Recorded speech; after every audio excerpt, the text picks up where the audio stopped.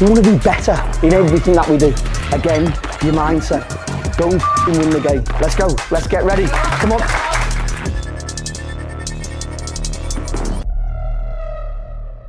Yeah. Far away, can you introduce yourself? Yeah, so I'm Daniel McNamara, Wolves Women Manager, and Sergeant McNamara in the RAF, currently a weapons technician. How long have you been in the role with Wolves? 7 years now. This is coming, I think this is my 7th season, 207 games. Yeah, been here quite a long time. You've always been the head coach? Yeah. It was a funny story actually. I got posted over to RAF Cosford. The under-16s job came up at Wolves, so I put my application in, and the lead at the time, Steve Cullis, he called me and asked me to upgrade that to the senior women's job because they just let the manager go. So it wasn't something I applied for initially, but obviously 7 years later, thankfully I followed his advice and I've not looked back. Obviously the way the women's game has gone over the last few years, it was just getting bigger and bigger, and the demands on the players and on the coaching staff was getting more and more. So obviously I did probably 5 years as it part-time alongside my role within the service. Obviously different out of areas were stopping me being a part of big games and stuff like that. And the club decided to invest a little bit more in the women's game and wanted the role to go full-time, which, you know, in the league we're currently operating in it's sort of becoming the norm now. If you want to compete within that, you've got to have that full-time structure within the staff. So yeah, the elite athlete status was not something I knew a lot about, you know, early on in my Air Force career. It was only when I really started to go deep into the sport, into the football, where somebody, a close friend of mine within the Air Force, started, you know, chatting about it, Carl Milgate, and you know, thankfully he did. You know, it's been unbelievable. You know, it's been a dream of mine since I was a boy to work full time in football. I didn't think it would come in this capacity as a women's manager, but thankfully it did, because it's, as I said, it's a dream since I was a kid. I think I've had to call on a lot of the skills that the RAF have instilled in me over the last 16 years. I think no bigger one is the Air Force motto, you know, through adversity to the stars. We've certainly seen a lot of adversity within the football club over the last 7 years. And then, you know, you talk about the excellence, you know, trying to be the best you can within every day. I think I've instilled that a lot in the girls. You know, we're not financially able to compete, so we have to do things a little bit differently. And I think, you know, as I said, the things that the RAF have brought to me, the intensity that I sometimes operate at, the way in which we do deal with problems, the way we do deal with different situations has all aided to the success that we've had. So yeah, it's certainly called on a lot of the skills that they've taught me. Conversely then, have the girls noticed a different approach? Yeah, I think there's certain girls who have reacted in different ways. I think a big thing for me, military, is timings. So I think a lot of the times, you know, I think I've had to adapt as well as a person coming out of the military into what is a civilian environment. You know, I have to understand that my values aren't always the same values as what they hold. And I know timekeeping has been one that's been tested over the last 7 years. He mentioned when we spoke to him that timekeeping, he's had to learn to be a bit flexible. Is that something that you've noticed? Yeah, he can be. He tries to be as flexible as he can, but yeah, every now and again he lets us know that standards have got to be maintained.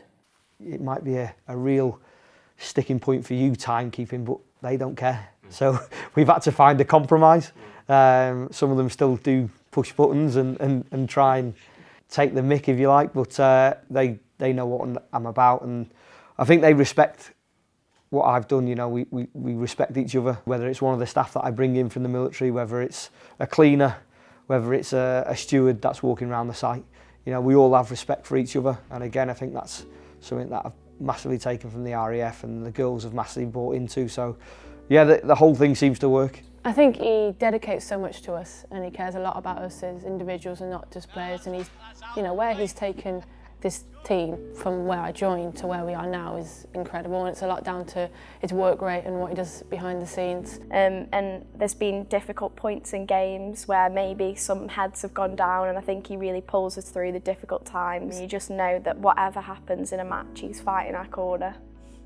I'm really lucky because I get to experience this unbelievable industry that I chose to be obsessed with in football, while still having the security of knowing that I can go back to the service. And I need them at times as well. I think, you know, coming into a civilian environment over the last 9 months has been a shock to me, and dare I say it, I've missed the camaraderie at times and the bond that service people have together.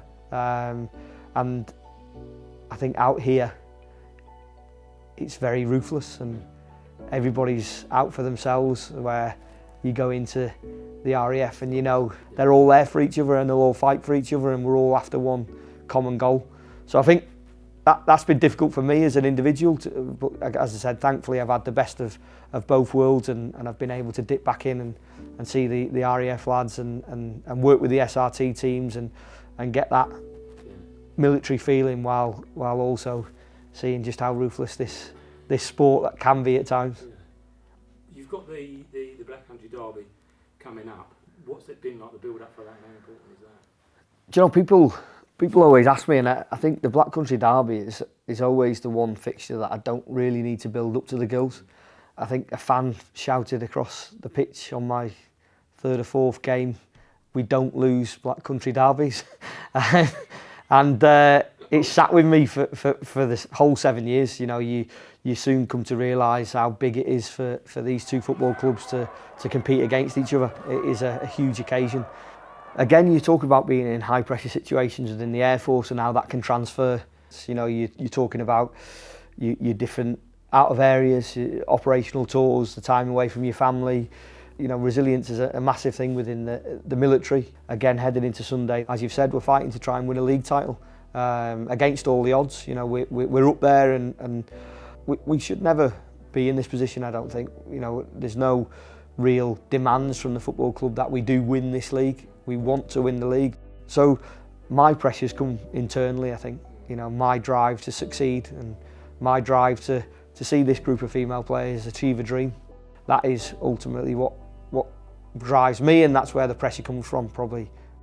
And you mentioned his passion, so that's Mr. Sweary on the touchline. Just ignore that. Yeah, am I allowed to agree with that? No, yeah, you can get heated on this side of the pitch, but I feel like that just motivates everyone even more, fires everyone up. He is like the 12th man. How do you find yourself getting up for a game like Black Country Derby? I feel like no matter what the game is, like I'm always up for it because I absolutely love football. But in terms of a Black Country Derby, I think it's one of the biggest rivalries in the country. And I know that all the girls, they want to win every week, but against Baggies, it's just that little bit more of something, and we just really want to go out there and smash it. Certainly, I'll be calling on those experiences to try and instill some of that resilience within the players. As I said, we've had to use that a lot over the last 7 years. And we've had to use it a lot within some big games over this season, so we'll certainly be looking to call on that again. Heading into Sunday, I've challenged myself this weekend. So I know throughout my RAF career, your mindset and the way in which your brain works can often have a big impact on what goes on in these big occasions. So I'm trying to make sure the girls are ready mentally. You know, it will be tough at times on Sunday. There'll be moments where they've got to suffer, and there'll be moments to enjoy. There'll be moments when we need to draw off the crowd, and there'll be moments when the crowd need to draw off us. And I think heading into the weekend, I've challenged myself a little bit differently. I've got the Wolves 10K at 9 o'clock on Sunday morning, and I'm doing it because it's part of my team talk about mindset. And look, today is about a mindset, okay? You've got to get yourself in the right mindset, okay? This morning, what I did was part of today, okay? Because football and sport is about your brain, yeah? That's what it's about. Life is about your brain. And not a lot of the girls think I'm going to do that. Who thought I wouldn't do today? Go on, be honest. I want to do it in 50 minutes, and some of the girls don't think I'll do it in an hour and 10 minutes. I ran today in 50 minutes. Not trained, 50 minutes, okay, for a 10K. That's not because I'm fit, because I'm fat. That is because I got out of bed this morning and my mindset was, in order to deliver the team talk to the girls, I have to beat 55 minutes. Yeah, that's the only reason I've done it. And if I get up on Sunday morning and I'm positive about getting 50 minutes. I'm hoping I can relay that back in the team talk, and we can chat about anything's possible. I'm running round with this old woman, and she said to me after 3K, I can't get there. I can't do it. I can't get to 10K. And I said, well, we get about 10K, try getting to 4 first. And then when we get to 4, we get to 5. And when we get to 5, we get to 6. Because often we always sit here and we think, hope we win today. Well, winning. Because you've got half an hour, 45 minutes, an hour, 50, whatever it is you get on the pitch, you concentrate on the next 10 seconds, the next 10 minutes, the next action to make sure it's the best you can possibly give. And if you do that, you'll be successful and you'll win the game. Alright? It's about a mindset. Let's go and see it. An elite mindset. And hopefully, you know, I'll make kickoff.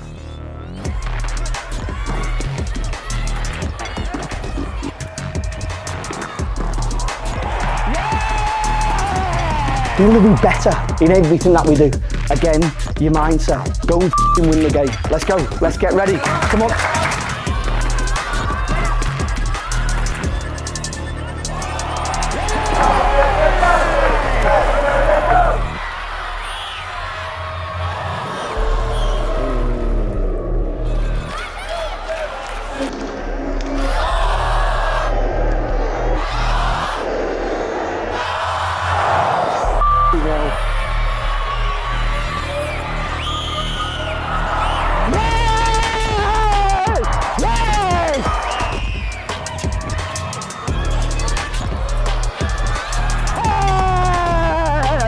Get in!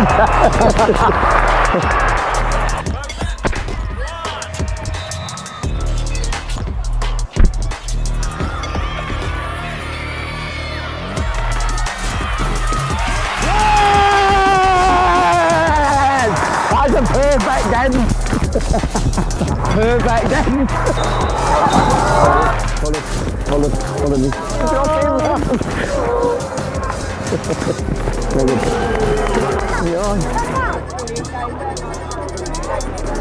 Sorry, Matt, how's it feel to win the game so decisively? Yeah, I thought we were fantastic today. You know, we had to be patient. We knew we'd eventually our quality would shine through, but yeah, I thought they were outstanding from the first whistle. Just really pleasing to see what we put on the training pitch is coming out into games, and obviously to do it here is an absolute honour. It's just amazing for the Air Force to keep giving me opportunities to carry on doing this. You know, making good football players, but also good people. You know, there's a lot of people that we have influence on in that dressing room, and to see them go out and execute the way they did, and you know, the mindset in that second half was do or die, and it was brilliant for me to see.